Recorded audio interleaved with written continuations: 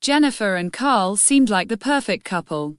She adored him and dreamed of a large family with children, but Carl, already having a son, Eric, from his first marriage, firmly declared, "One hair is enough." His refusal was harsh and uncompromising. She accepted his terms, hoping that with time he would change his mind. Marriage, a new home. Trying to be the perfect stepmother to the prickly and jealous Eric. But with each passing year, her maternal instincts screamed louder. After turning 35, she realized time was running out. She began tests quietly, fearing his reproaches. And there it was, the results sheet. All the indicators were perfect. She was absolutely healthy and could have a child.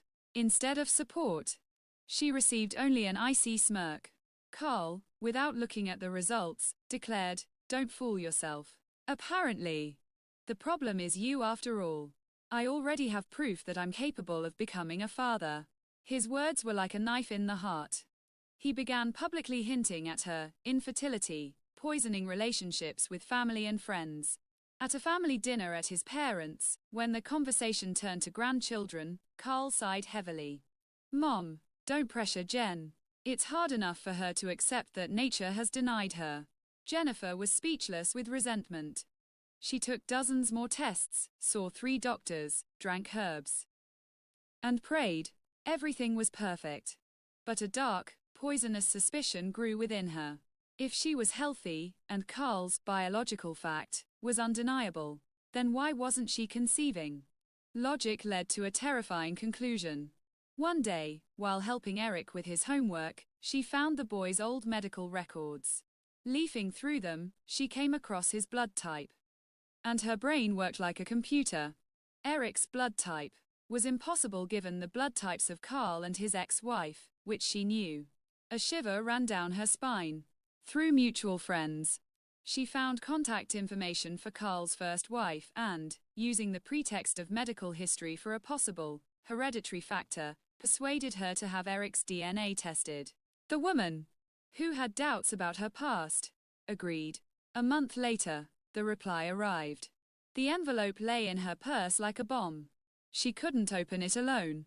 She placed it on the dining room table when Carl returned from work. "What is this?" he muttered.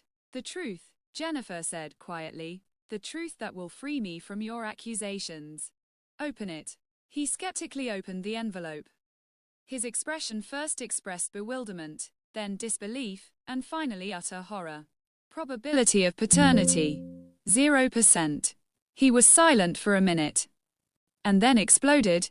"It's a forgery. You're a bastard. You bribed these charlatans. You want to destroy my bond with my son." Jennifer didn't cry. She looked at him with infinite wariness. "You want proof, Carl? Let's go together. To any independent clinic. You take your paternity test and a full fertility screening. And I'll take mine again. And we'll find out everything." He agreed out of pride, out of rage, out of a last-ditch belief in his own infallibility. The week of waiting was like the calm before the storm. They lived in the same house like ghosts, not speaking a word. The day of the results arrived. They went into the doctor's office together.